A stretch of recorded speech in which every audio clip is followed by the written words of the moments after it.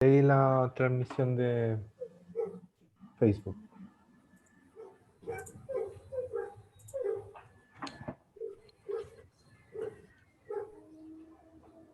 Bueno, saludamos a todas y todas que están viendo este video, ya sea en directo o reproducido después de que ya haya pasado este espacio.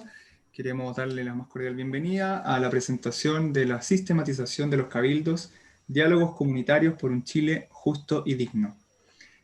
Voy a presentar brevemente, bueno, mi nombre es Juan José Richter, soy jefe del área de gestión del conocimiento e incidencia de la Vicaría de Pastoral Social Cáritas, del Arzobispado de Santiago. Y voy a presentar brevemente el esquema de este espacio de reflexión, que va a comenzar con una contextualización de cómo surge esta idea de los cabildos y espacios comunitarios que se desarrollaron el año 2019, luego el estallido social. Luego vamos a pasar a presentar la síntesis de los resultados, donde ahí el equipo de investigadores del CISCU va a presentarnos ahí el estudio que desarrollaron, para luego dar paso a algunos comentarios y desafíos que surgen de este informe, donde estarán con nosotros Ernesto Rifo, académico de la Escuela de Derecho de la Universidad Católica Silva Enríquez, Nicolás Flit, decano de la Facultad de Ciencias Sociales, Jurídicas y Económicas de la misma universidad, y Jorge Muñoz, sacerdote jesuita, vicario de Pastoral Social Cáritas. Ese va a ser un poco el espacio y al final vamos a tener un pequeño cierre. Así que nuevamente le agradezco a todas y todas su participación. Los dejo entonces con el equipo de la Vicaría para la Educación, Fabiola Zambre y Marcelo Neira, quienes nos van a contextualizar el espacio que se desarrolló de los cabildos. Muchas gracias. Buenas tardes a todos, un gusto verlo. Quisiéramos contar cómo nació esto en la Vicaría para la Educación. Cuando se produjo el estallido social ese viernes del año pasado, hace ya poquito más de un año, durante el fin de semana, ese fin de semana inmediatamente con toque de queda, tuvimos que tomar decisiones respecto de los colegios y los jardines infantiles para el día lunes siguiente. Sí, y sin consultas al ministerio, nosotros decidimos que los colegios no iban a abrir. Los colegios del arzobispado y los jardines infantiles no iban a abrir el lunes siguiente. Conversamos con otras redes de colegios, pero esa fue la decisión que tomamos. Y en realidad, al término del domingo en la noche, ya el Ministerio de Educación estaba suspendiendo las clases. Y los niños permanecieron una semana completa sin clases. Y durante esa semana tuvimos las noticias que se seguían generando de este estallido, que también repercutían en los colegios, y desde distintas perspectivas, porque tuvimos desde intentos de saqueos en los colegios hasta familias que se vieron amenazadas, fueron agredidas, familias que saquearon, el marido de un auxiliar de aseo fue uno de los muertos en un supermercado. Entonces, de alguna manera, durante esa semana, tanto los equipos directivos y algunos consejos escolares, los que participaron, tenían como gran pregunta cómo volver a la semana subsiguiente al colegio, porque todo lo que estaba pasando, de alguna manera, también aparecía en el colegio, y en general, en los colegios hay que generar un espacio donde puedan convivir todos, y convivir con respeto, convivir con diálogo. Entonces, lo que hicimos durante esa semana de clase semana sin clase, fue en general preparando la vuelta, que sabíamos que iba a ser con mucha efervescencia. Habían riesgo de toma de colegio, o sea, se podía reproducir el ambiente que se estaba viviendo de mucha confrontación en general. Bueno, y en general todos los colegios durante esa semana hicieron su plan de recepción y de contención para el lunes subsiguiente. Y a partir de ahí se empezaron a dar en los colegios una petición muy activa de poder conversar sobre lo que estaba pasando, teniendo presente que habían todas las opiniones posibles dentro del colegio, tanto en los niños como en los educadores y como en los padres de los niños. Entonces, ahí nos contactamos con la Vicaría de Pastoral Social para ver la posibilidad de poder, y por otra parte, en la sociedad se estaban generando en las plazas, en lugares públicos, conversatorios en general, que no tenían, la gente se sentaba a conversar, a compartir sobre lo que estaba sucediendo. La misma petición empezó a pasar en los colegios y de ahí es que nos reunimos con la Vicaría de Pastoral Social y la propuesta fue, nosotros habíamos hecho para el Sínodo de los Jóvenes, nosotros toda la estrategia con los colegios católicos de la arquidiócesis la habíamos hecho online, donde habíamos diseñado un material de trabajo que permitía la autoaplicación. Y la propuesta fue hacer algo semejante para que los colegios pudieran sentarse a conversar sobre lo que estaba pasando y se pudieran hacer propuestas. Y de la misma manera esto podía hacerse también en parroquias. Finalmente hicimos alguna presentación al Consejo Vicario, nos dijeron que siguiéramos adelante, pero no hubo mucha mayor difusión, y en una semana pudimos montar todo el sistema. Una de las cosas que planteamos desde el inicio fue la necesidad de la sistematización. O sea, esto tenía que generar algún producto y este producto tenía que tener alguna finalidad. Y es por eso que desde el principio la petición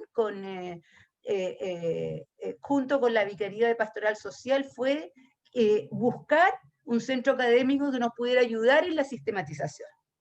Y así se generó todo este proceso que inicialmente iba a ser un mes, lo alargamos hasta fines de diciembre. Y tuvo los resultados que tuvo. Marcelo. Sí, gracias Fabiola. Lo primero que ella comentaba, multipliquémoslo por 100 y por 1000. Y como nosotros fuimos testigos de la emergencia de una repolitización social y de un clamor callejero popular, barrial también, que quería retomar su lugar en la política. Y nosotros no inventamos nada nuevo, sino que me acuerdo que nos juntamos en ambas vicarías un poco perplejos, y primero compartiendo, al igual como lo hicimos con muchas otras comunidades, los sentimientos que estaban en ese momento a flor de piel, las sensaciones y lo que estábamos experimentando y la perplejidad y la incertidumbre. De alguna manera intuíamos que había que recoger esa voz ciudadana que estaba emergiendo con fuerza, y hoy podríamos decir que entre tanta bulla, tanta violencia que tendrá su propio estudio y análisis, esa participación ciudadana es la joya de la democracia. Si iniciamos ahora un proceso constitucional, no es como dicen algunos, surge de la violencia, no, surge de un proceso silencioso, de un trabajo de hormiga de muchas sociedades, de muchas organizaciones, de muchas comunidades que han querido impulsar un cambio y que muchas veces no han sido escuchadas. Y dijimos con toda justicia, hagamos o propiciemos metodológicamente que las comunidades conversen, dialoguen sobre el sueño del país que cada una quiere, pero eso tiene que llegar a alguna parte. De ahí la necesidad de un informe con la cual nosotros pudiéramos incidir social y políticamente. Si pudiéramos mirar en simple, este proceso tuvo 3 etapas y todavía estamos en ella. La etapa de la participación, los cabildos propiamente tal, que ya se estaban dando y algunos los intencionamos nosotros. La parte de la sistematización, que fue una experiencia colaborativa muy interesante, tal vez en un proceso de hibernación ahí con la pandemia, pero muy oportunamente hoy día compartimos y entramos en una etapa de difusión. Y nos recordamos mutuamente que un compromiso era devolverle a los participantes este informe, como acogiendo desde la iglesia esa voz, pero al mismo tiempo siendo de puente para llevarla donde hay que llevarla. Una cosa eran los medios de comunicación, pero ya que estamos a puerta de un proceso constitucional, independiente de cuál sea el órgano, la comisión, ese es el lugar propicio. O sea, cualquier grupo, cualquier equipo de trabajo no puede partir de la nada como si la ciudadanía ya no hubiera empezado con el proceso constitucional.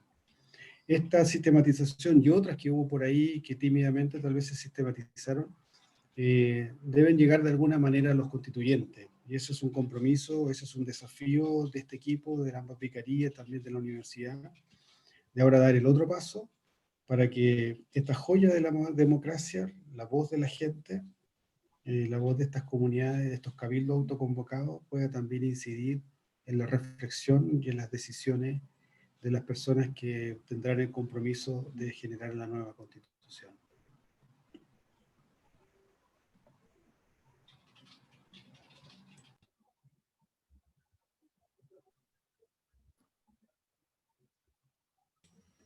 Bueno, agradecemos toda la presentación del contexto que nos han hecho Fabiola Zambra y Marcelo Neira, y damos paso ahora entonces al equipo de investigadores del CISJU, quienes también nos van a acompañar, Rodrigo Torres, Antonia Lara y Jorge Baeza, que han hecho este estudio de sistematización. Muchas gracias. Bueno, en primer lugar, agradecer a nombre del equipo la invitación a presentar los resultados de nuestro estudio, ya que representa un poco un avance, como señalaban anteriormente, sobre esta importante iniciativa de diálogo comunitario que ha vivido Chile a partir de los eventos de octubre. Si bien fue un trabajo bastante arduo, también debemos señalar que fue bastante satisfactorio para nosotros el poder contribuir para este debate, que tanto este estudio como el debate de hoy sean insumos para la discusión sobre cómo avanzar hacia un Chile más justo, más digno y más igualitario para todas y todos sus habitantes. Así que eso es una sensación de mucha felicidad que nos toca. Y bueno, por lo mismo también agradecemos esta invitación a participar a partir de la propuesta de las vicarías. Yo, junto con mi equipo, Antonia y Jorge, presentaremos los resultados. El estudio está disponible en internet, donde hay mucha más información. Nosotros hemos seleccionado un poco lo más representativo para poder abordarlo de una forma más sintética, pero de todas formas los invitamos a todos a buscar el archivo, el estudio, y poder leerlo con tranquilidad, ya que existen elementos de bastante importancia para lo que vivimos hoy en día.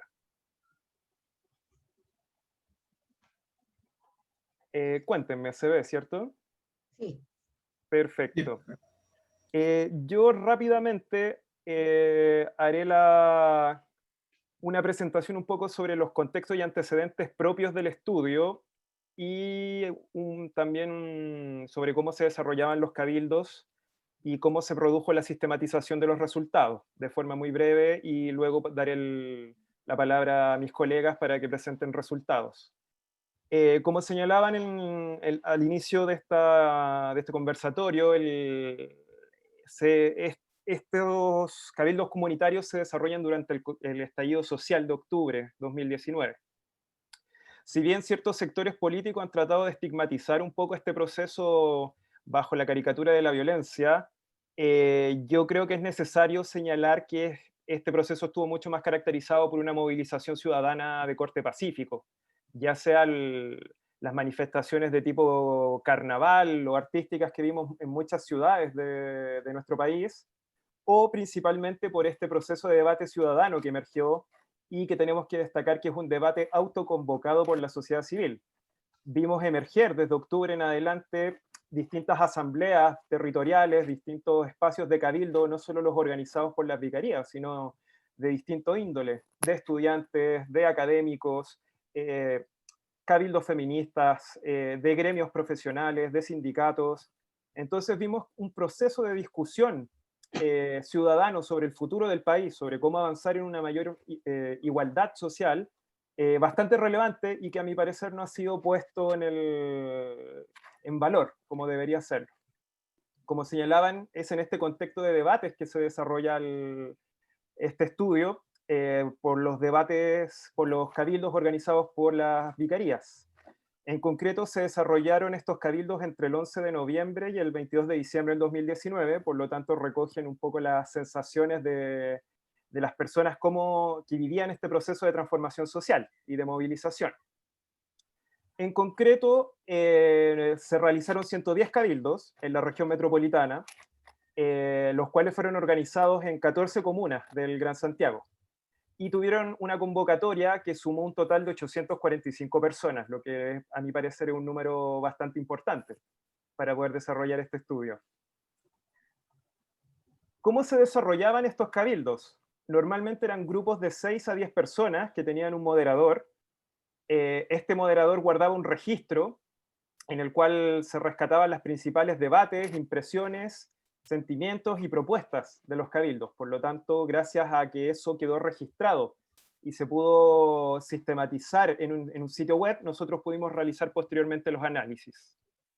La dinámica comenzaba con una pregunta opcional, en la cual se le preguntaba a los participantes cómo han vivido todo lo que está sucediendo en Chile durante las últimas semanas, en este contexto de movilización.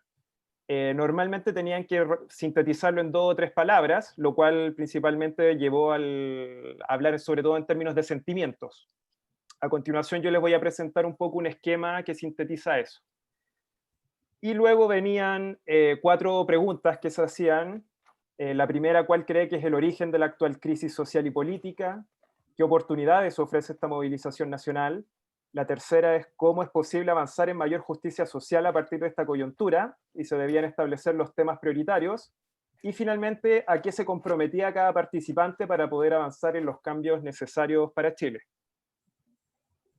La mayor parte de los cabildos fueron realizados en la Florida, principalmente en el Colegio Nazaret de la Florida y en la Jornada Mundial de los Pobres. La Comuna de Santiago también tuvo un número importante. Sobre cómo se dividían en términos de sexo, podemos señalar que hubo una mayor participación de mujeres, prácticamente 2/3, y 1/3 fueron hombres.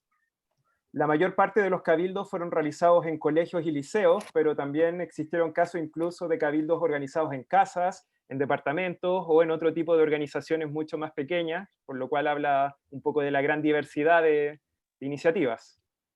Y sobre la edad debemos señalar que la mayor cantidad de participantes tenía entre 17 y 14 años, dado este contexto en el cual se realizaron en colegios. Principalmente lo que sería la población entre 20 a 40 años tiene una menor participación, dado que es población activa profesionalmente, y luego sube también en las personas de 65 años o más, que alcanzan casi un 20% del total de participantes. Lo que yo les señalaba sobre los sentimientos me parece bastante relevante y se los quería mostrar antes de darle la palabra a mis colegas. Como les señalaba, existía esta dinámica inicial, optativa en los cabildos, en el cual se les preguntaba cómo ha vivido lo que está ocurriendo en Chile durante las últimas semanas, y yo les señalaba que principalmente las personas expresaban sentimientos.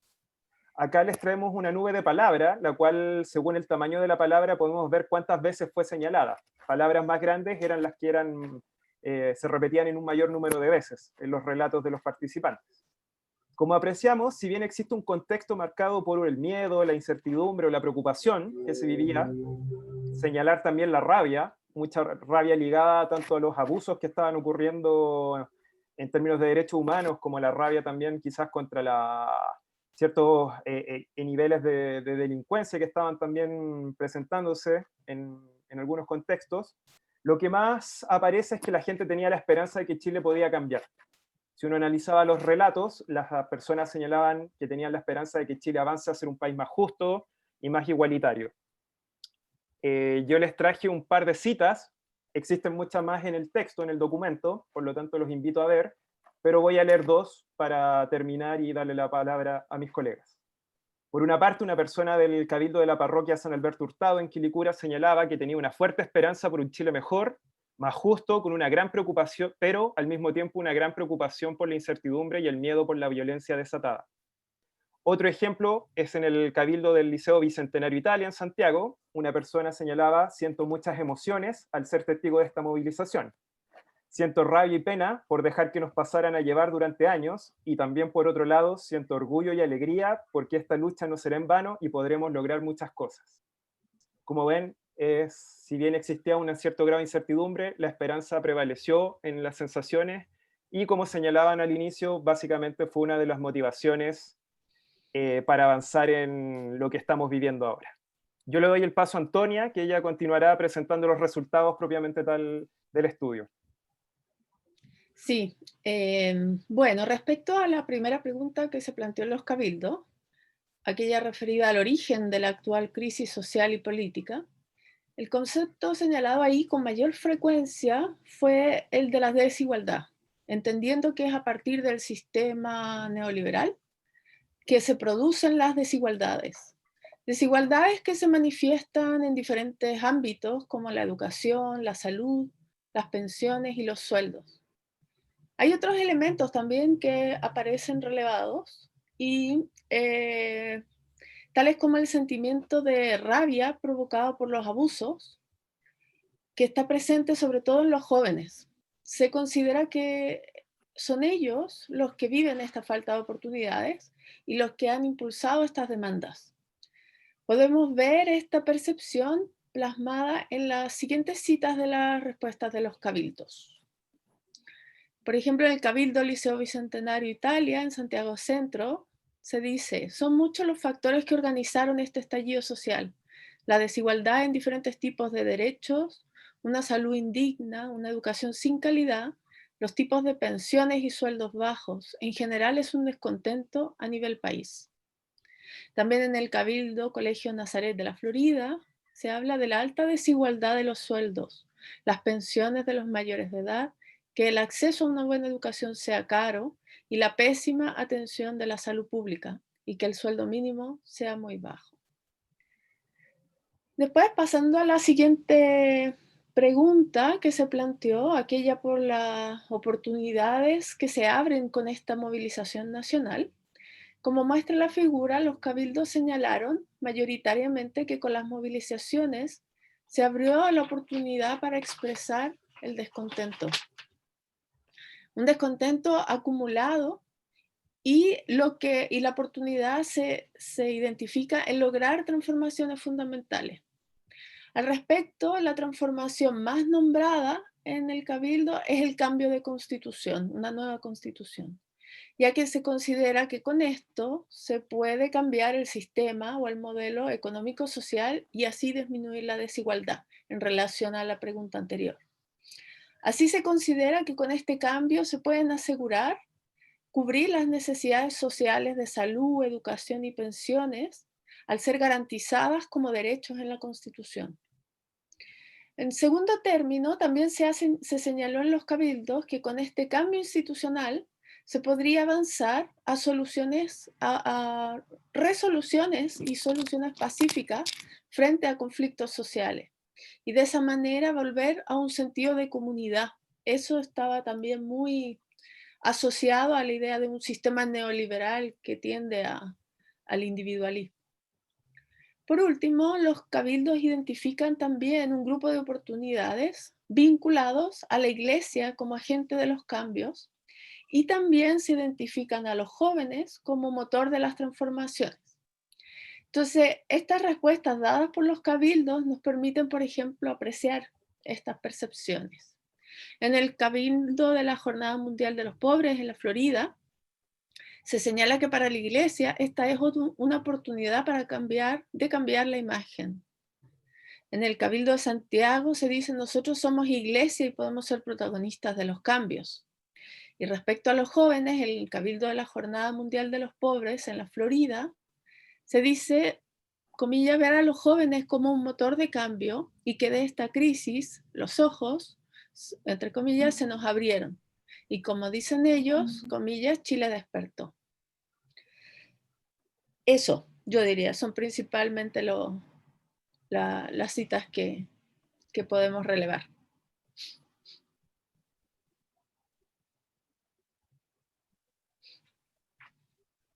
Jorge. Juan. La tercera pregunta que se le hacía a la gente, ¿cómo es posible avanzar una mayor justicia social? Se ha hecho un diagnóstico a partir de lo que estaba aconteciendo y la gente prioriza buscando un conjunto de ámbitos en los cuales cree que son fundamentales trabajar. Aparecen como temas centrales el tema de la salud, el tema de la educación, el tema de las pensiones con todas sus variantes en términos de preocupación por la AFP, por las situaciones de los jubilados, el tema de los sueldos, muy vinculado al tema de un sueldo digno, un sueldo mínimo que realmente garantice las posibilidades de una mejor vida, y la creación de una nueva constitución. Esas son las prioridades que aparecen. Y cuando uno empieza a desglosarla para tomar solo una de ellas, en este caso, por tomar, por ejemplo, el tema de mejorar la salud, resulta interesante de que estamos hablando de una población bastante juvenil en la mayoría de los casos. Y no es una población que es ajena a comprender bastante en profundidad lo que está ocurriendo. Hay momentos en que tendemos a mirar a la población juvenil bastante infantilizadamente. Aquí estamos hablando de población que, como decía Rodrigo, está entre los 14 y 17 años, un grupo importante. Ellos ven que la mejora de la salud implica dos grandes tareas. Una que tiene que ver con calidad y la posibilidad de acceder en la gran segunda tarea. Para ello, en términos de acceder, se requiere una gratuidad para los sectores más vulnerables y se requiere también de medicamentos a precios justos. Están hablando seguramente jóvenes a partir de la experiencia que ellos visualizan al interior de su familia. Para poder llegar a una salud de calidad que tenga también ese acceso justo, ellos plantean que se requiere una salud pública digna, y eso implica entender la salud como derecho y no como un negocio, y eso confluye en definitiva en la necesidad de una nueva constitución. No es una población, por lo tanto, ingenua en términos de hacer un salto desde una temática a una nueva constitución, sino que ven como un proceso natural que para avanzar se requiere en términos de un cambio en términos de derecho. Si avanzamos a la siguiente, todavía mirando cómo es posible avanzar en una mayor justicia social, lo que está como preocupación de esta nueva constitución es que ella se ve como un mecanismo que puede fortalecer la democracia, que ayuda a la participación ciudadana y que para eso se requiere también de una asamblea constituyente. Esa nueva constitución para las personas que participan en los cabildos es lo que podría permitir asegurar más igualdad, mejor distribución de la riqueza, una provisión y una salud mucho más digna, etc. Es decir, se vuelve a cerrar con ello estos 5 componentes que se clasificaron como aquellos más fundamentales. Por último, la cuarta y última pregunta fue una pregunta muy directa a las personas. ¿A qué se comprometen ellos, cada uno de ellos, en términos del proceso que hay que seguir por delante? Y principalmente surgieron 6 acciones: participar, informarnos, escuchar, luchar, educar, manifestarnos. Las expresiones están aquí tal cual son entregadas por las personas, tal cual como ellos las dejaron registradas. Pero resulta interesante a mirar al interior de cada una de ellas cómo hay también un cierto desglose. Cuando se está hablando de participar, se está hablando también en términos cuantitativos y cualitativos. Se está hablando de participar en mayor cantidad, como expresando las ideas, pero también participar con un nivel mayor de compromiso. No es solo una cosa numérica, sino también una cualificación de la participación. Se habla también de informarnos. Y eso se asume como un deber. Se reconoce que hay falta, se reconoce que hay información que no se tiene y hay un deber de informarse. Pero aquí surge algo muy interesante, que es el hecho de que también se plantea como un elemento fundamental el formarnos para informar a otros. Necesitamos ser responsables también de informar a otras personas y por lo tanto con ello se puedan comprometer. Para eso, una tarea fundamental es escuchar, y donde también vuelve la tarea a una tarea responsable de ello, que es también hacerse escuchar. No solo escuchar, sino que hacerse escuchar. Y por último, dos que están muy cercanos a luchar y manifestarse, en ambas hablan de reivindicaciones en un momento presente, pero también se habla de una cosa mucho más estable. Esto que hemos vivido ahora, en este momento, en un momento presente, debería de ser una responsabilidad continua en nuestro quehacer. Luchar, manifestarnos para hacer entrega de nuestra opinión, algo de carácter mucho más permanente. Y por último, el educar, que habla quizás mucho también de dónde fueron realizados estos cabildos, que son cabildos que más bien están realizados dentro del mundo vocacional, donde hablan también profesores y estudiantes. Y educarse y educar se convierten en dos tareas fundamentales en el quehacer. Termino esta presentación quizás con una expresión que quizás podemos rescatar de esto a propósito de la última encíclica del Papa, donde él llama a una construcción de una nueva arquitectura, donde hay un compromiso de las instituciones, pero donde hay una tarea también de artesanía, que es la tarea individual de cada uno en esta nueva arquitectura. Y claramente estos componentes de compromiso están hablando de esa doble función, de una función global, pero de una función también personal en la construcción de una sociedad más justa. Gracias.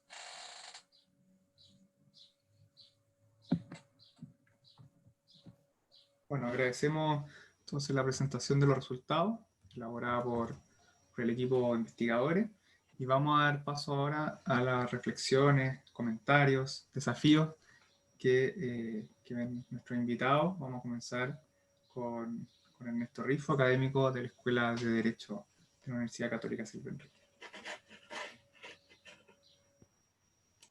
Hola, hola. Muchas gracias por la invitación a participar y a comentar este informe desde un punto de vista más o menos constitucional, pero voy a tratar de que esto no se convierta en una clase de derecho.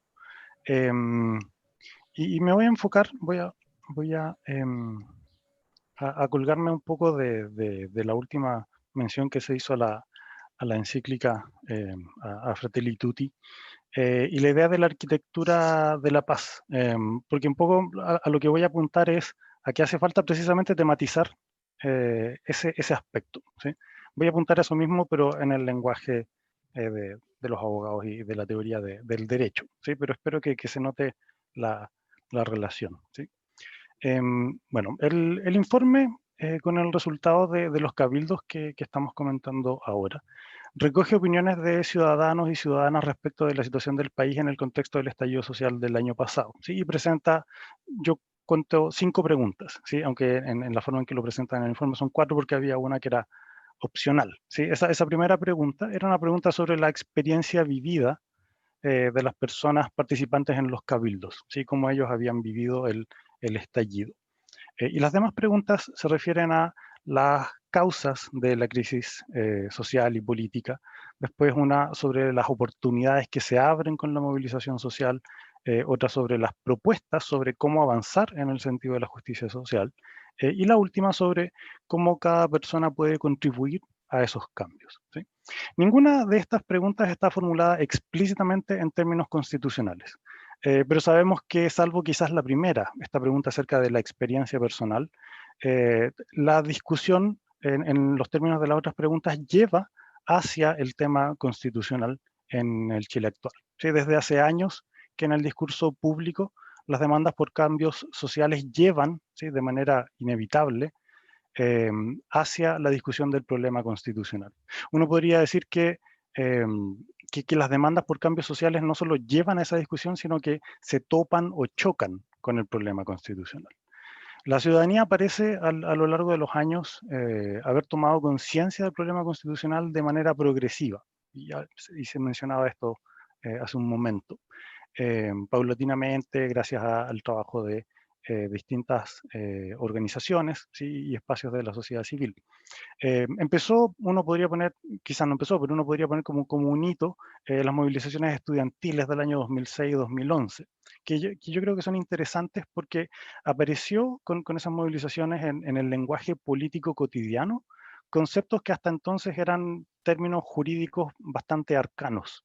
El concepto de leyes orgánicas constitucionales, ¿sí? Aparece en el lenguaje, en el discurso político, que es un término súper técnico porque, ¿qué es una ley orgánica constitucional? Bueno, es una que se caracteriza porque requiere para ser aprobado algo llamado un quórum supramayoritario, ¿sí? Ese tipo de términos empieza a aparecer en el discurso político, lo que muestra entonces que cuando aparece la Constitución, aparece a propósito de estos obstáculos, ¿sí? En los años posteriores, el pararrayos, perdón, de las críticas al orden constitucional vigente fue el Tribunal Constitucional. Diversas reformas legales que se trataron de llevar adelante, por ejemplo, para lograr una mayor igualdad en el sistema educacional, para fortalecer el poder colectivo de las organizaciones sindicales, para proteger a las personas frente a los abusos en el comercio, ¿sí?, el proyecto de ley del CERNAC. Diversos proyectos de ese tipo se vieron obstaculizados por el Tribunal Constitucional, cuya función, por definición, es proteger el orden constitucional, ¿sí? Entonces, todo esto creo que permite afirmar que la Constitución, que se supone que es una norma que regula las instituciones y los derechos fundamentales en la sociedad, se le aparece a la ciudadanía como un obstáculo, ¿sí? No la encuentra hasta, digamos, no es un tema, no piensa en ella hasta que no resulta ser un obstáculo, que es precisamente lo contrario de lo que debería ser la función de la Constitución, ¿sí? No ha existido bajo la Constitución vigente lo que algunos autores llaman patriotismo constitucional, ¿sí? Esto es un sentimiento de fidelidad a la Constitución porque se entiende que ella refleja valores compartidos que sirven para, bueno, constituir la comunidad, ¿sí? Y eso es algo que en el informe también se echa, o sea, las personas que participaron echan de menos, ¿sí? Notan la ausencia de una comunidad, de un tejido social funcional. A veces se critican las demandas ciudadanas por una nueva constitución diciendo que la gente ni siquiera la conoce, que no la han leído, entonces ¿cómo va a estar pidiendo cambios? Y cada vez que yo escucho ese argumento siempre digo, bueno, ese es parte del problema. Sé que la ciudadanía no conoce, nunca ha leído la Constitución, a diferencia de, no sé, otros países en que las personas son capaces de recitar un par de artículos en Estados Unidos, un par de enmiendas de la Constitución, porque lo consideran como parte de la Constitución, no solo en el sentido jurídico del texto, sino la Constitución social, ¿sí? Y en Chile la ausencia de la Constitución como un elemento que cumpla una función en la Constitución social tiene que ver desde luego con el origen, ¿sí? No solo con eso, pero tiene que ver con el origen de la Constitución vigente, impuesta en dictadura, reformada múltiples veces, es verdad, pero siempre por medio de negociaciones entre miembros de la clase política, ¿sí? Y sin ninguna participación de la ciudadanía, ¿sí? Y ese es el elemento donde este tipo de instancias participativas brillan, ¿sí? Digamos, en ese contexto es donde son tan importantes y tan llamativas. Durante su segundo mandato, la expresidenta Bachelet intentó llevar adelante un proceso constituyente que supliera precisamente ese déficit participativo, ¿sí? Si bien ese proceso finalmente se frustró, uno de sus principales aportes fue precisamente, creo, mostrar una forma de llevar adelante una discusión constitucional en la que la ciudadanía participara por medio de expresarse directamente sobre preguntas constitucionales. Luego de esa experiencia de encuentros locales autoconvocados, de cabildos a distintos niveles, ha habido múltiples experiencias en esa línea, en espacios de discusión ciudadana e incluso en procesos de construcción de programas de partidos políticos que recibieron un poco o acusaron un poco el golpe que que implicó este tipo de forma de hacer política, ¿sí? Y que la ciudadanía respondió ante esa oportunidad. Entonces, en ese contexto, el documento, el informe, es una contribución a esos diversos ejercicios de democracia participativa. ¿Sí? Creo que ese es el contexto en el que hay que verlo. Ahora, volviendo a las preguntas. ¿Sí? La primera pregunta, como dije, es acerca de la experiencia personal. Dice esa pregunta, ¿cómo he vivido todo lo que está sucediendo en Chile en las últimas semanas? Esas respuestas, diría yo, tienen un valor testimonial. Si cumplían una función en la instancia, en ese día en el evento, si cumplían una función para abrir la discusión. Pero si uno lo ve como un documento histórico, ¿sí? Tiene un valor, claro, testimonial, expresivo de los sentimientos de las personas. La segunda pregunta, que es acerca del origen o las causas de la crisis, parecería, en contraste con la primera, ser una pregunta que pide una respuesta descriptiva, ¿sí? ¿Cuál es el origen, la causa de la crisis? Parecería que la forma en que se responde a esa pregunta es por medio de un análisis de las causas económicas, sociales, jurídicas, etcétera, ¿sí? Sin embargo, si entendemos estas instancias de participación y de deliberación ciudadana como una forma de democracia representativa, entonces las respuestas a esa pregunta sobre las causas, sobre el origen de la crisis, deben entenderse no como descripciones de fenómenos sociales, ¿sí? Sino como si tuvieran un valor que también es testimonial. ¿Sí? Que es testimonial en el sentido de que es expresivo de las causas de la insatisfacción con el sistema. ¿Sí? Y esa pregunta entonces lleva naturalmente en las siguientes a preguntarse por las formas de solución que se abren. ¿Sí? ¿Qué oportunidades ofrece esta movilización y de qué forma deberían aprovecharse esas oportunidades? ¿Qué cambios deberían hacerse? Las respuestas a estas preguntas, nuevamente, no son simplemente descripción de la situación social, ¿sí? de qué cambió y qué oportunidades se abren, ni tampoco son las respuestas a esas preguntas simplemente la identificación de ciertos medios para lograr producir esos cambios. Más bien esas respuestas cumplen la función de articular, de nuevo, de constituir demandas políticas, ¿sí? Y es interesante que entonces el documento termine, bueno, y las instancias, los cabildos que terminaran con esta pregunta acerca del compromiso. ¿Sí? Bueno, y en la respuesta a estas preguntas es donde aparece finalmente de manera explícita el tema constitucional. Las personas que participaron en estos cabildos identifican las causas del descontento social, como ya se ha mencionado, en principalmente la desigualdad, en ámbitos de la vida como la salud, la educación, los sueldos y la seguridad social son los que más se destacan. El problema que se identifica en cada uno de estos casos es que no estarían garantizados como derechos en el sistema actual. Si bien se establecen ciertos mínimos en ciertos casos en el sistema actual, el énfasis de la Constitución vigente está en la protección de las libertades en esos ámbitos, especialmente de la libertad de, entre comillas, elegir, ¿sí? Entre sistemas público o privado de salud, entre distintas instituciones educacionales, de elegir entre distintas AFPs, ¿sí? Y de elegir un trabajo. Está protegida la libertad de trabajo en ese sentido. Las libertades, desde luego, solo son valoradas cuando pueden ser realmente aprovechadas y la mayoría de la población no puede realmente elegir. ¿Sí? Así se expresa en el informe que se busca algo distinto al reconocimiento de libertades, sino que se aspira, por ejemplo, a que la salud sea un derecho y, como ya se mencionó, no un negocio, sino un mercado en el que simplemente se asegura que uno puede elegir entre distintos oferentes. ¿Sí? Los cambios que se proponen apuntan entonces a, y aquí cito la página 35 del informe, apuntan a un Estado que garantice los derechos en educación, salud y pensiones. ¿Sí? El lector atento notará que ahí falta uno de los grandes temas que había mencionado, ¿sí? Falta el tema de los sueldos. Es interesante, creo vale la pena reflexionar, porque cuando se habla de derechos sociales se pide normalmente educación, salud y pensiones. ¿Sí? Los sueldos, a pesar de que es uno de los problemas centrales que se identifican, no aparecen cuando se habla de derechos sociales. ¿Sí? Y yo creo que tiene que ver con que hay una diferencia entre la demanda por derechos sociales y la demanda por sueldos dignos o éticos. ¿Sí? Porque mientras que los derechos sociales, educación, salud, pensiones, ¿sí? Concebiblemente se pueden establecer como garantías estatales, ¿sí? como asegurados y como provistos, ¿sí? en último término, o en una forma de entender la satisfacción de esos derechos provistos por el Estado. Los sueldos son el resultado siempre de una relación entre personas, el empleador y él o la trabajadora, ¿sí? O mejor aún, grupos de ellos, ¿sí? Trabajadores y trabajadoras actuando colectivamente. Los sueldos no pueden ser fijados por el Estado, no solo por razones económicas, ¿sí? Mi punto no es ese, o por, no sé, porque se afecta el derecho a propiedad al fijar sueldos mínimos o qué sé yo, sino que simplemente eso no sería un sueldo, ¿sí? Un ingreso garantizado por el Estado es algo distinto de un sueldo. El sueldo es la retribución que se logra en el espacio de trabajo, ¿sí? En el lugar de empleo.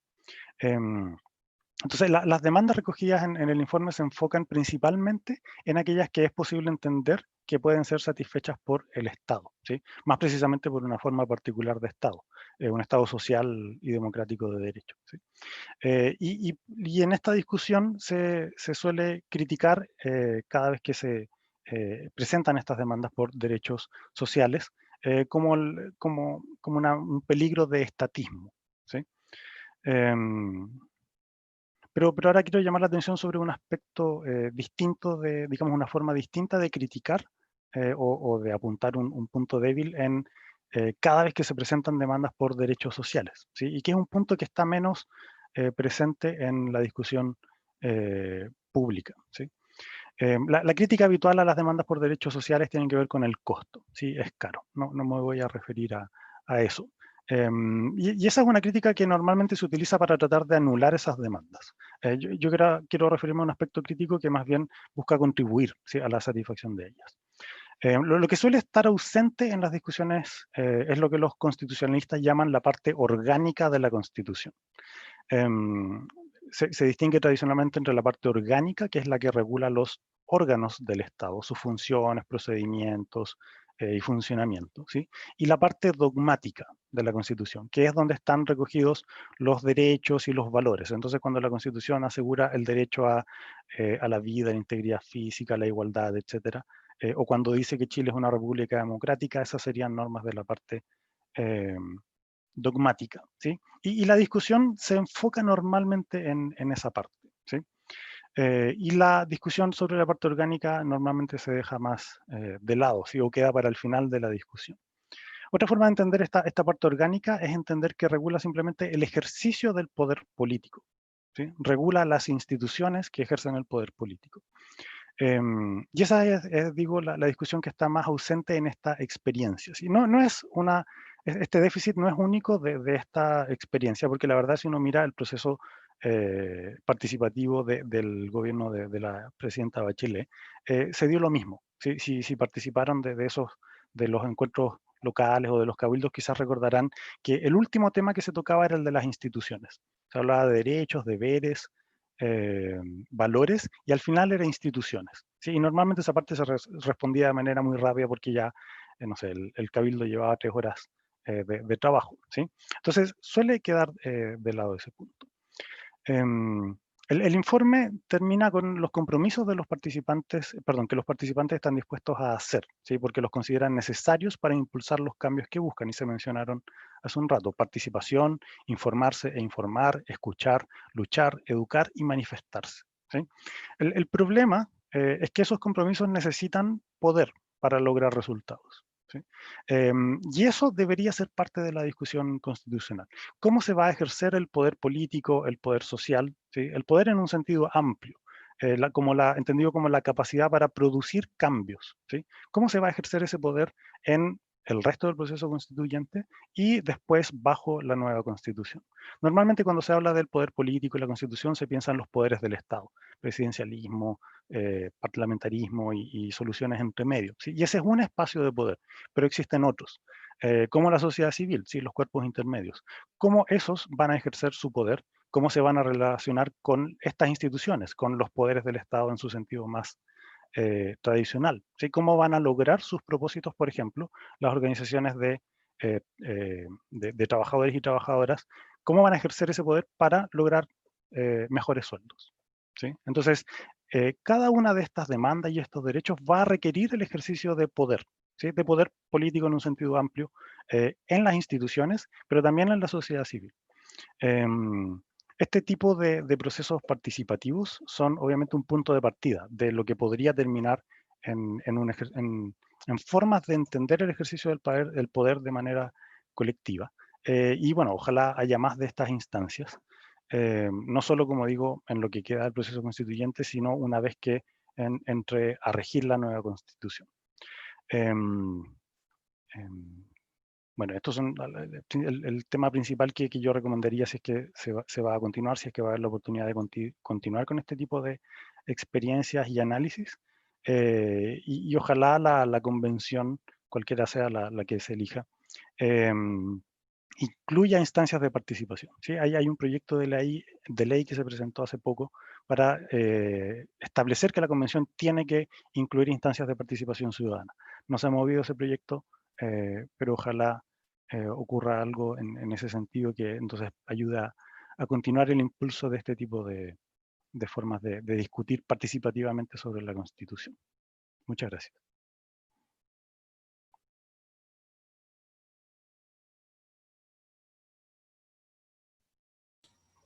Gracias, Ernesto. Pasamos ahora entonces a Nicolás Flitt, por favor. Bueno, muchas gracias por esta invitación, ¿no? Para mí es un tremendo honor, obviamente, ¿no? Estar entre ustedes, colegas y compañeros, comentando este trabajo de sistematización de los cabildos autoconvocados, pero que han sido facilitados por la Vicaría para la Educación y la Vicaría Pastoral Social Caritas. En lo institucional es también un gran orgullo y satisfacción, ¿no? Que nuestra Universidad Católica Simón Enríquez y en particular nuestro Centro de Estudios en Ciencias Sociales y Juventud hayan contribuido tan significativamente, quiero decir, en el trabajo de sistematización de estos diálogos sociales y comunitarios contenidos en el Cabildo. En verdad, yo creo que, y este es porque he trabajado en este tema, que es el de la vinculación con el medio, ¿no? Yo creo que uno podría haber pensado un mejor uso de la función universitaria de vinculación con el medio, que todas las universidades estamos obligados a desarrollar, ¿no? Que esto que se presenta ahora, ¿no? Yo creo que cuando esta idea de la vinculación con el medio se le estaba planteando a las universidades hace 1 o 2 décadas atrás, no nos hemos imaginado, ¿no? Que en 2019 iba a tener una expresión como de este tipo, es decir, estar trabajando en la sistematización de cabildos ciudadanos que representan tanta esperanza como se plantea bien en el texto, como es el sentimiento predominante que se manifiesta por los participantes y que a la vez dirigen esta esperanza colectiva hacia pensar y trabajar por un Chile que ya es nuevo, porque es un Chile que ya se puede pensar como posible de ser transformado, ¿no? Entonces, yo creo en verdad, ¿no? Que desde ese punto de vista, desde el punto de vista de la vinculación con el medio, aquí hay una expresión que es muy especial, es muy única. Yo creo que podríamos decir que de lo que se conoce como vinculación, que hay una vinculación con el medio cultural, social, comunitario, productivo, etc. Aquí hay casi como una vinculación que es emancipatoria, ¿no? En el sentido de que se involucra con la sociedad, discutiendo, participando, educándose, como se ve en el informe, ¿no? Informándose, constituyéndose en el fondo como sujeto. Eso es lo que aparece en el texto. Sujetos de nuestra historia como país, ¿no? Que es luchar por la emancipación, yo creo que así se entiende en el texto, ¿no? De las fuerzas ciegas del mercado, institucionalizada obviamente en el Estado, y por la liberación del conjunto del dominio de la injusticia y la desigualdad. Yo creo que esos son los términos como la gramática, la semántica que está detrás de este trabajo de los cabildos, este trabajo colectivo, ¿no? Y que se expresa en este texto. Yo creo que así podemos recordar en el futuro este trabajo, ¿no? Al releer el documento, porque me lo habían enviado Rodrigo hace harto tiempo atrás ya, veo en verdad un trabajo precioso. Yo lo estaba releyendo anoche y me causaba muy buena impresión. Y eso es lo que quisiera hablar ahora un poquito, ¿no? De las impresiones. Al final es una respuesta impresionista, si se quiere, ¿no? A lo que está en el texto. Pero veo que el trabajo que que dirigió, coordinó el colega Rodrigo Torres, junto con Jorge Baez, Antonio Lara, Gonzalo Espino y Edith Ortiz, ¿no? Muchas gracias por ese trabajo, porque me parece que es una representación directa, auténtica, de las perspectivas de los participantes y que logra sintetizar una gran cantidad de información. O sea, me tocó en mi propia experiencia en el mismo periodo de noviembre, ¿no?, participar en un cabildo, en uno solo, sistematizarlo, organizarlo, sistematizarlo, discutirlo. Acá estamos hablando de 110, con 845 personas. Me saco el sombrero que no tengo puesto, pero saludo el gran esfuerzo de sistematización de todo este diálogo, y cuando uno lee el texto, que ha expresado tan claro, tan directo y transparente, una voz común, un sentir compartido, y como aparece en las nubes, ¿no?, de estos análisis de frecuencia de las palabras, una esperanza predominante, ¿no? Yo creo que esto es lo que el proceso histórico ha abierto, ¿no? Esta capacidad de aglutinar lo que antes era un individualismo en un sentido común, podemos decir, que el texto muestra muy bien, y que las metodologías de las ciencias sociales, el análisis cuantitativo, el análisis cualitativo, logra representar de una manera muy parsimoniosa al servicio de la claridad y transparencia de las visiones planteadas en los cabildos. Entonces, siguiendo el mismo esquema, está la idea del sentimiento primero, ¿no? Primero es el sentimiento. Yo leía un texto de Holloway donde decía primero es el grito. Bueno, acá primero es el sentimiento. Y la voz común en el texto, volver a ese punto, es esta esperanza colectiva. Ese es el sentimiento predominante. Y es algo que no hay que dar por sentado. Ese es el sentimiento que estaba en el momento en que se realizó el cabildo, que aparece en el texto, ¿no? Y esa esperanza tiene que ver con la posibilidad de cambiar la historia, y que quizás nunca antes se le había planteado de esa manera a la mayoría de los jóvenes que participaron en el cabildo, ¿no? La esperanza es el sentimiento que aparece en este texto. Obviamente también hay incertidumbre, preocupación. Hubiera sido interesante ver esto cruzado por variables de edad, ¿no? No sé si eso era posible, pero también esos sentimientos, las ciencias sociales nos dicen que son propias. O sea, cualquier proceso de transformación de este tipo, por supuesto que subvierte la vida cotidiana, subvierte la regularidad, la rutina, y es obviamente, en ese sentido, va de la mano de un costo, ¿no? Pero lo interesante es que eso le da como más realidad. Ese sentimiento va subordinado a este sentimiento de esperanza, ¿no? Por otro lado está el diagnóstico, que también es algo que uno no debe dar por sentado. O sea, la capacidad que hay en un diálogo colectivo de este tipo de expresar un diagnóstico común,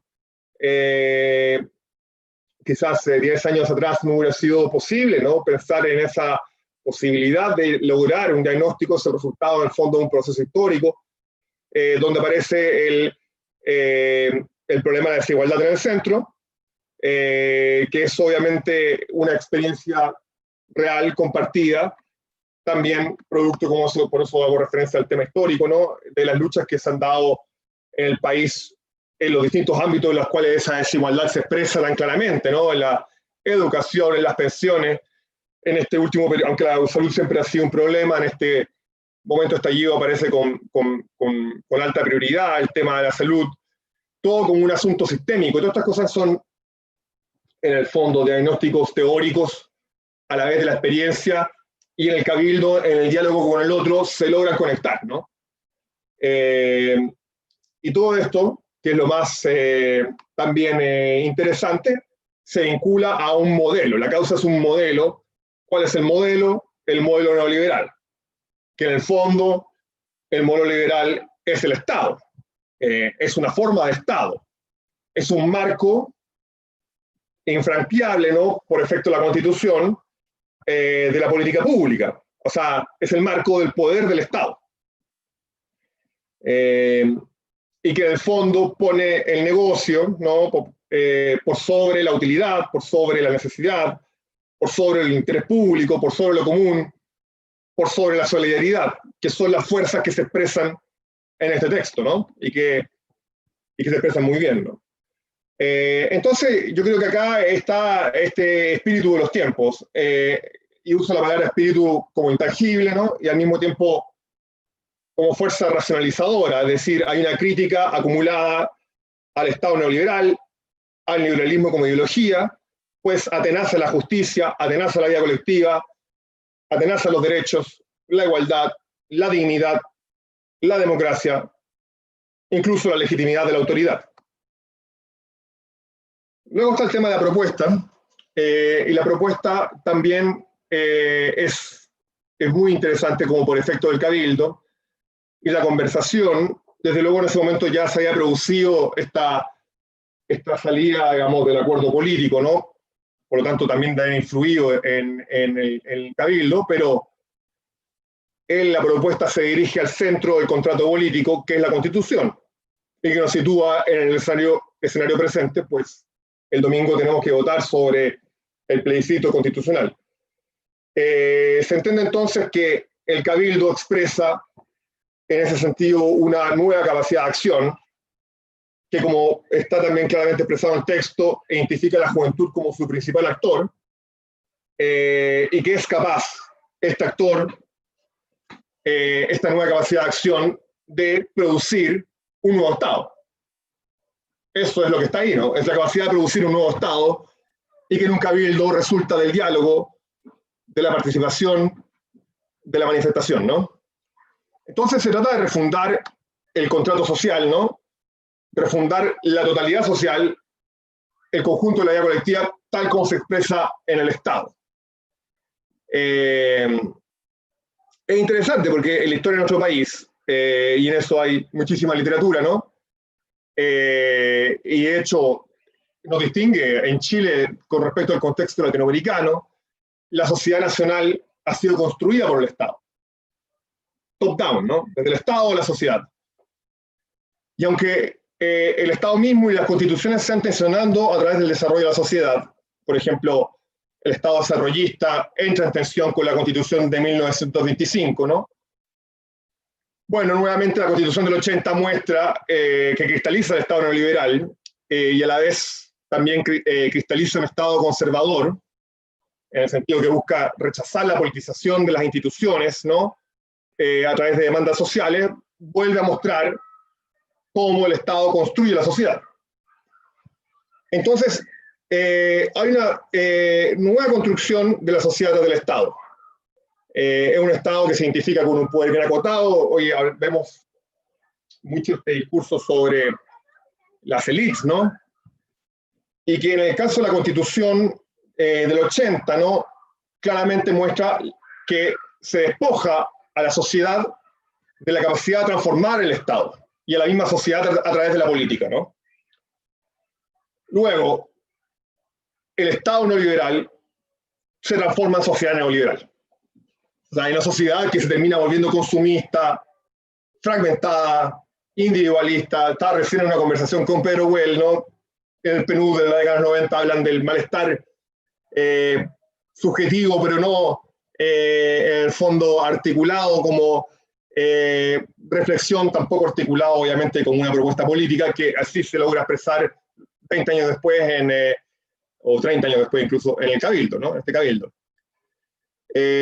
Bueno, y el Estado neoliberal no solamente es política económica, es política de salud, es política de educación, es política de arte, es política de cultura, ¿no?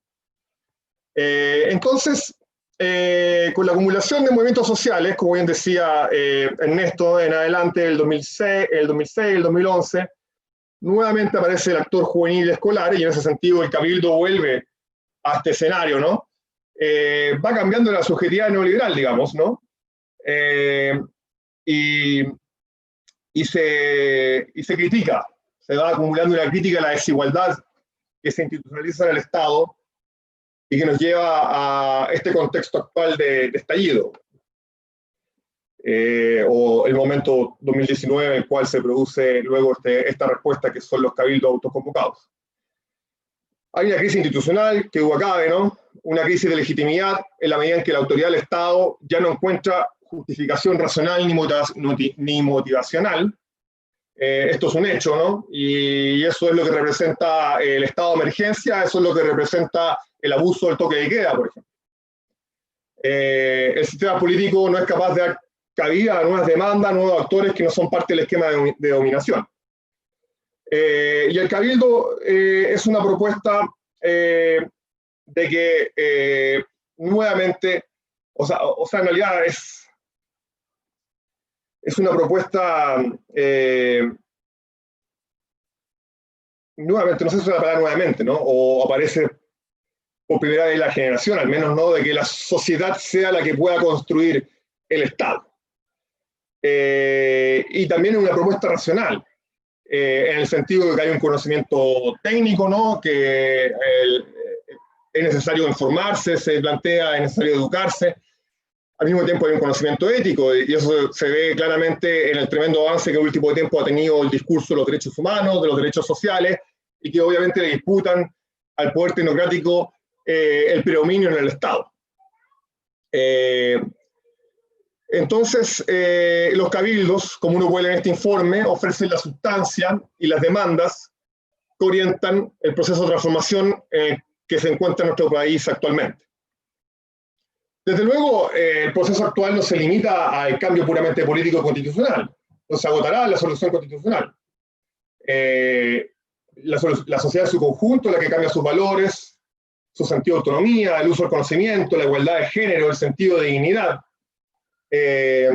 Y como se ha visto en otros procesos de este tipo en la historia, ¿no? Uno puede pensar en, qué sé yo, en mayo del 68, los efectos siguen desarrollándose más allá del momento constitucional en el que estamos. Se transforman los valores culturales, se transforman los sistemas institucionales, se transforma el valor y el sentido del trabajo, se transforman las relaciones dentro de las familias. Bueno, luego está el tema de los compromisos. Y bueno, aunque estamos en tiempos de pandemia, perdón, acá hay un niño. Nicolás. Me estaban pasando, ¿sí? Ya estamos como en el tiempo, estamos pasado un poco el tiempo, así que... Estoy terminando, simplemente me estaban pasando un juguete a un niño afuera, disculpen el... Sí. Y bueno, y aunque en estos tiempos de pandemia todo esto pareciera haber sido puesto en el congelador, ¿no? Y ahora irrumpe nuevamente de la mano también de la violencia, particularmente la violencia de la represión, y también los montajes que sin duda aparecen y afectan esta etapa del proceso. Estamos puestos en un escenario clásico, un escenario moderno, donde al final son los seres humanos los que luchan por hacer una vida ética posible en el mundo. Y esto es lo que yo creo que el texto refleja, ¿no? Ese es el valor del texto. Un nuevo Chile, por una parte, y por otra parte hay un conocimiento latente, subyacente, espontáneo, que se expresa ahí en la conversación, ¿no? Acumulado, que al final no sabe hacer otra cosa que educar, que hacer el bien, que transformar, que producir democracia, que liderar. Entonces, ¿cuál es el desafío? Nos preguntaban, pues el desafío no es otro que mantener esa esperanza, mantener ese diagnóstico, mantener esa propuesta y mantener ese compromiso. Así que muchas gracias, colegas, por compartir ese testimonio, que es muy auténtico, que es de nuestro tiempo, que también es de nuestro futuro posible y que representa a la mayoría. Muchas gracias. Entonces, a Nicolás Flitt, decano de la Facultad de Ciencias Sociales, Jurídicas y Económicas de la Universidad Católica Silva Enríquez, por el análisis que ha desarrollado de esta sistematización. Damos paso entonces a nuestro último comentarista o invitado a reflexionar estos desafíos que surgen de la sistematización, que es el padre Jorge Muñoz, vicario de la Pastoral Social Cáritas y también rector del Santuario del Padre Hurtado. Adelante. ¿Qué tal? Muy buenas tardes. ¿Se escucha bien? Sí, sí, se ya. escucha. Yo quiero destacar algunos elementos, ¿no? Arrojados por los cabildos. No voy a ser tan sistemático en la presentación, sino destacar elementos que a mí me parecen interesantes, porque ya hemos hablado sobre muchos de ellos, ¿no? El primero es que agradezco profundamente no solamente el trabajo de sistematización, que nos permite conocer todo lo que se dialogó, sino que agradezco el dónde se realizaron los cabildos. ¿no? Eso es lo primero. Porque no será una muestra representativa del país, pero se apuntaba que es un número grande de personas importantes, un número importante también de cabildos. Ahí Nicolás se sacaba el sombrero frente a sus colegas por el trabajo que habían realizado. Entonces también podemos decir que son cabildos y reflexiones que surgen desde el corazón de la Iglesia de Santiago, ¿no? Me consuela eso, me consuela que haya habido interés en quienes pertenecen a distintas comunidades, ya sea educativas, parroquiales o similares, de participar en cabildos de reflexión en torno a lo que en el país estaba sucediendo. Uno de los elementos que a mí me llamó mucho la atención es la predominancia del sentimiento de esperanza frente a toda la oscuridad o menos positividad, para no decir negatividad, de los otros sentimientos, porque eran uno positivo en medio de otros tantos, pero negativos, pero ganó la esperanza, ganó, ¿no? Es decir, y a mí, ahí hay algo, ¿no? Hay algo que nos puede dar una señal, porque yo siento, fíjense, no sé si a ustedes les pasa lo mismo, pero de verdad yo siento que estamos viviendo en un país que está enfermo, y muy enfermo. El coronavirus lo vamos a controlar, no vamos a vivir tranquilos hasta que nos llegue la vacuna, pero estamos controlando, estamos volviendo a recuperar ciertas libertades y capacidad de movimiento, pero creo que la enfermedad que vive el país es mucho más seria que el coronavirus. Lo hemos visto a lo largo del año. O sea, me quedo con todo lo positivo, en todo caso, de lo que ha sucedido desde el 18 de octubre a la fecha. Pero en medio de toda esta creatividad, abundancia que hubo, ¿no? Carnavales, sí hemos visto síntomas de una enfermedad que yo creo que efectivamente tiene mucho que ver con eso de que no son los 30 pesos, sino son los 30 años, ¿no?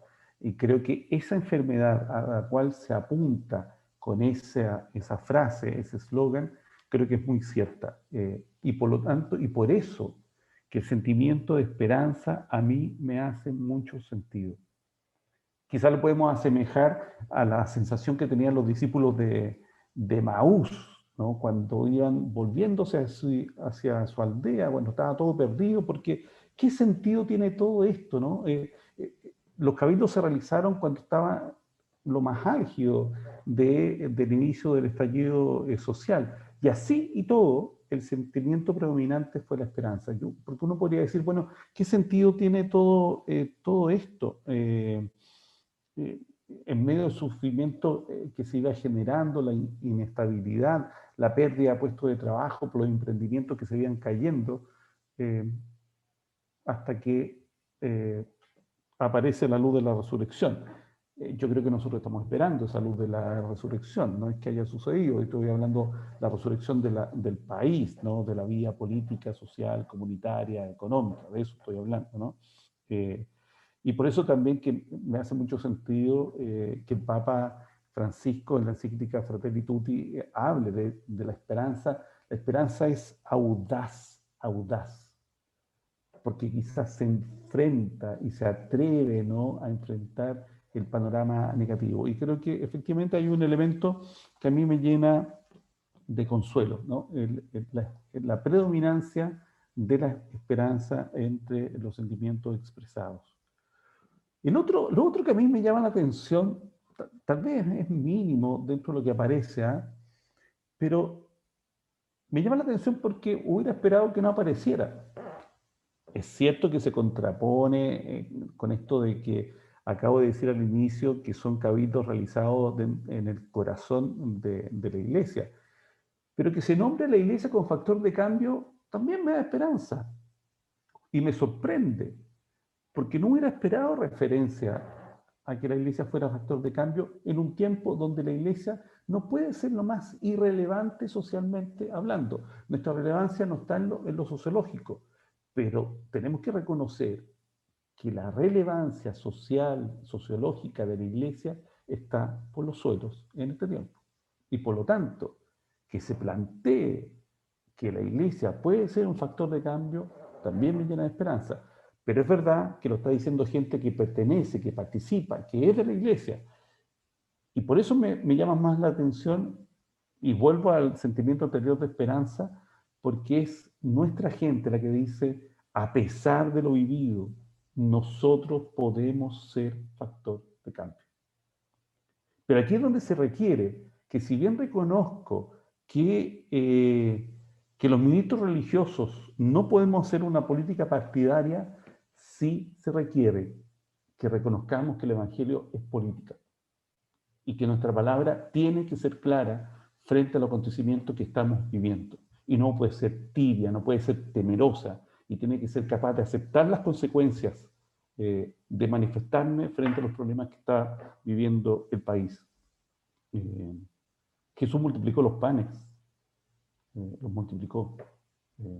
Entonces, por lo tanto, ¿cómo nosotros nos hacemos cargo también de este rol? Tenemos un papel público, ¿no?, que no se agota en la asistencia y en la educación. Y tenemos que aceptarlo, tenemos que vivirlo. Y nuestra gente necesita un mensaje valiente, como aparece en los documentos de síntesis de la jornada de escucha y reflexión pastoral del año 2020. La gente necesita un mensaje valiente para defender a los más vulnerables, ¿no? Entonces, pero me llama la atención ese elemento, la iglesia como factor de cambios. Una expresión que a mí me hizo un sentido profundo también al leer los resultados es cuando se habla de recuperar el sentido de comunidad. Vaya que nos hace falta. Y es algo, yo creo, en lo que tenemos que trabajar, porque lo hemos perdido enormemente. Fíjense, perdone que haga referencia a algo que capaz que a ustedes no les va a hacer mucho sentido, pero a mí sí, al menos. Leyendo esto de recuperar el sentido de comunidad, me acordé de dos hechos. Podrán o no, para mí hizo clic, no sé para ustedes. Me acordé de las fotos, de la famosa foto de Spencer Tunick, el año 2002, que nos sorprendió la cantidad de personas que llegaron a fotografiarse y que fueron capaces de desnudarse delante del fotógrafo. ¿Qué signo había ahí? El hecho de poder dejar de lado lo que nos distinguiera, dejar de lado lo que nos separa, las marcas, ¿no? Y ser nosotros ahí simplemente criaturas delante del Señor y todos iguales, ¿no? Bello, feo, gordo, flaco, en forma o de forma, pero había un deseo un anhelo, ¿no? Y si leemos ese hecho, de ser comunidad. Uno de los elementos de los cuales se conversó también cuando fue antes que asumiera Michelle Bachelet en su primer periodo, pero en el periodo de campaña, uno de los factores que apareció de por qué fue elegida ella es porque justamente se anhelaba el sentido comunitario. Y por eso se elige una mujer, se elige una mamá. Y no estoy, ojo, no estoy diciendo sentido negativo, es lo que nos ofrece la mujer. Y aquí todos los que hemos comentado hemos sido hombres, ¿no? Excepto Fabiola, Antonia, que hablaron, pero aquí hemos sido hombres los que hemos hablado, hemos presentado. Y en cambio, ¿por qué me hizo sentido? Porque efectivamente fue un elemento que apareció en la primera campaña de Michelle Bachelet, el sentido comunitario. La mamá congrega, ¿no? La gallina reúne a sus polluelos. Entonces, ya son imágenes, ¿no? Pero creo que hay un elemento que efectivamente tenemos que tal vez mirar, y a mí me duele profundamente porque creo que hemos perdido ese sentido comunitario. Hace mucho tiempo lo perdimos. Es cierto que la iglesia y los pastores hemos sido uno de los principales gestores de la pérdida del sentido comunitario porque hemos ahuyentado a la gente con nuestros crímenes. Pero ahí hay algo. La gente lo está diciendo. ¿Qué es lo que echa de menos, ¿no? Uno de los elementos que también me consolaba cuando se hablaba de las oportunidades, o perdón, de cómo avanzar en justicia, se hablaba, el quinto concepto que apareciera en la nueva Constitución. Pero dentro de los rasgos en los cuales se presentaba la nueva Constitución era para fortalecer la democracia. Fortalecer la democracia. Es decir, el ejercicio de poder elaborar una nueva Constitución en sí mismo es fortaleza de la democracia, que tiene que ver con el sentido comunitario. Hay otros elementos que fueron más importantes, pero ya lo nombraron los anteriores comentaristas. Pero a mí me llamó la atención lo otro. Otra expresión, esto de que avancemos de un Estado subsidiario a un Estado garante de derechos. Yo no sé si ahí hay un error en cuanto a dejar de lado un Estado asistencialista versus verdaderamente un Estado subsidiario. En el buen sentido, el Estado subsidiario es aquel que recurre, que asiste cuando las instituciones o las personas no pueden, pero apuntando a la dignidad y al protagonismo de las personas. Y tal vez aquí sí ha habido un error en cómo hemos vivido, si bien está en la Constitución actual, pero ha habido un error en cómo vivirlo, porque creo que efectivamente no ha sido un Estado subsidiario, sino más bien que ha pretendido en el asistencialismo, en los caramelos, ejercer su acción. Y yo creo que ahí ha habido un error, ¿no? Por último, en los compromisos se habla de participar y se habla de escuchar.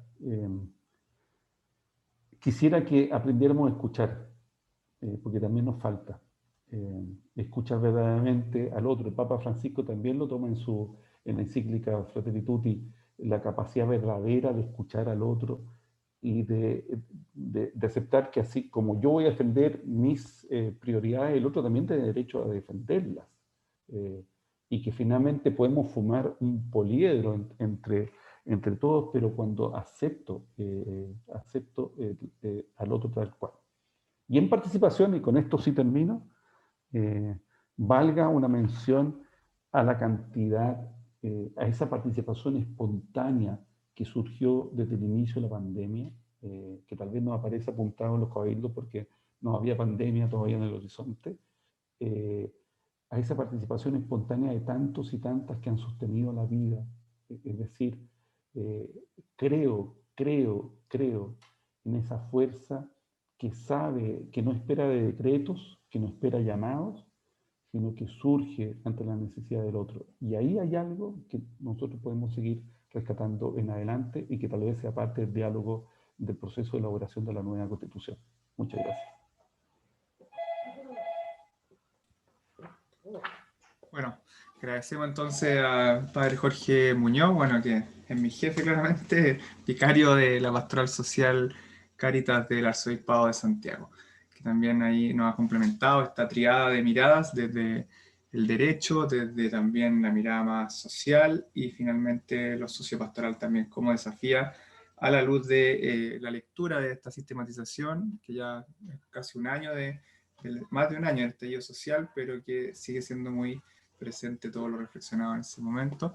Dejo ahora entonces a Gustavo Albornoz, del área de vinculación con el medio de la Universidad Católica Silva Enrique, que nos va a hacer este cierre. Así que agradecemos también a quienes han estado presentes, tanto aquí en el Zoom, como en el Facebook Live, como también quienes van a ver esta presentación cuando esté colgada también en las redes sociales posteriormente a esta presentación en directo. Muchas gracias a todas y a todos. Adelante, Gustavo. Gracias, Juan José. Bueno, muchas gracias a cada uno de ustedes quienes han participado de la elaboración, tanto de los mismos cabildos, por medio de la Vicaría Pastoral Social, la Vicaría de la Educación, quienes fueron forjando esta participación de los jóvenes y adultos de la Iglesia de Santiago, y agradecer también al CISJU y a la universidad, a la facultad, por el apoyo y el trabajo profesional, y que es un aporte de la universidad hacia la Iglesia, pero un aporte de esta academia y de alguna manera la nueva relación que debemos tener y el apoyo que debemos tener entre la universidad y la iglesia en estas tareas, en poder generar diálogos, y sobre todo un aspecto muy importante para mí es que nosotros le hemos dado una relevancia a la voz de aquellos que no son escuchados en ninguna otra parte en estas temáticas políticas de país, que son los jóvenes, niños y jóvenes podríamos decir, que no son escuchados. Con esto nosotros estamos resaltando, estamos plasmando las ideas de país de aquellos que no son escuchados. Incluso no se han escuchado ni en el sistema educacional, etc.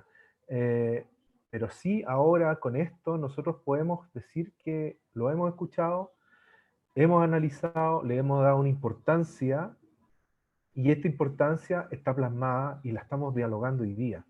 Entonces es una doble alegría, tanto para la universidad como también para ambas vicarías y la Iglesia de Santiago, de haber generado este proceso, este vínculo entre instituciones hermanas, ambas comunidades, y agradecer por todo, digamos, agradecer el trabajo profesional, y yo creo que esto va germinando y esperemos que dé ciertos frutos en los diálogos que vienen ya después de este domingo, que los diálogos se van a profundizar cada vez más. Y ojalá que sea un insumo, esta sistematización, un insumo para profundizar en los diálogos ciudadanos, en los diálogos con diferentes actores políticos.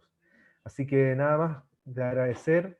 Agradecemos también por la presencia, bueno, esto, como decía Juan José, se está transmitiendo por Facebook Live de la Vicaría Pastoral Social, además también por la página de iglesia.cl para todo el país.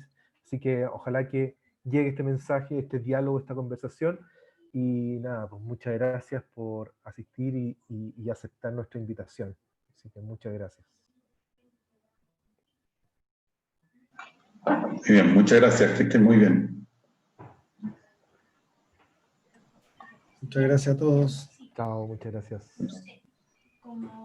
Gracias, chao. Estrategias para, Chao. en el fondo, meter Chao, que estén bien. más Gracias, Muchas Juan gracias. José. que les costaría ir, pero que tiene un plus, motivarlos por otro lado. Sí.